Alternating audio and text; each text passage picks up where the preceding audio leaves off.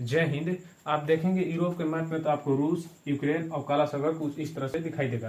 देखिए ये जो यूक्रेन है इसका ये भाग था क्रीमिया, लेकिन 2014 में रूस ने इस क्रीमिया को भाग को जीत लिया था। और इसका देखिए ये तो चूंकि रूस का मुख्य भूमि का भाग है तो इसके यहाँ पर एक पुल बनाया था, लेकिन इस पुल को यूक्रेन ने मारकर उड़ा दिया था, जिसके कारण रूस समझिए पूरी तरह से पगलाया होता है। ये सोच रहा था हम कैसे बदला ले।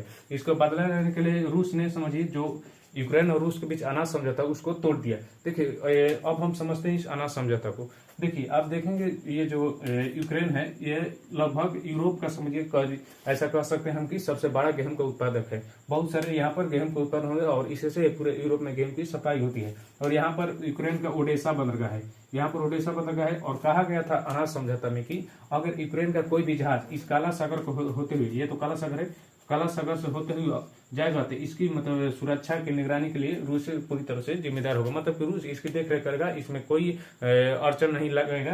तो जिसके तहत रूस ने कह दिया कि हम अब अनाज समझौते को तोड़ रहे हैं। और इतना ही नहीं, इस अनाज ये जो अनाज समझौता है इसके तोड़ने के बाद रूस ने कहा कि अगर ये यूक्रेन का कोई भी जहाज चाहे वो समझिए अनाज भरा हो तो उसको हम समझेंगे सैन्य विद्रोह, मतलब उस जहाज पर सैनिक भरे होंगे और उस जहाज को मारकर उड़ा देंगे। तो ये मुख्य रूप से कारण था ये जो यूक्रेन था मारा था इसके क्रीमिया पुल को उड़ा दिया था, जिसके कारण रूस ने कहा कि हम अनाज समझौता को तोड़ते हुए अगर कोई भी जहाज चला गया तो समझिए हम पूरी तरह से हम उस जहाज को उड़ा देंगे। अब देखिए चूंकि यूक्रेन जो है यूरोप में सबसे बड़ा गेहूं का उत्पादक देश है, तो अब समझिए पूरी तरह से यूरोपीय देश में गेहूं की समझिए महंगाई बढ़ रही है। केवल एक दिन में समझिए इतना महंगाई बढ़ गया, बहुत समझिए लोगों में समझिए संकट आ रही है गेहूं की आटा को लेकर। और समझिए अगर ऐसा ही होता रहा तो यूरोप में पूरी यूरोप ही नहीं बल्कि अफ्रीका और एशिया भी इससे प्रभावित हो सकते हैं।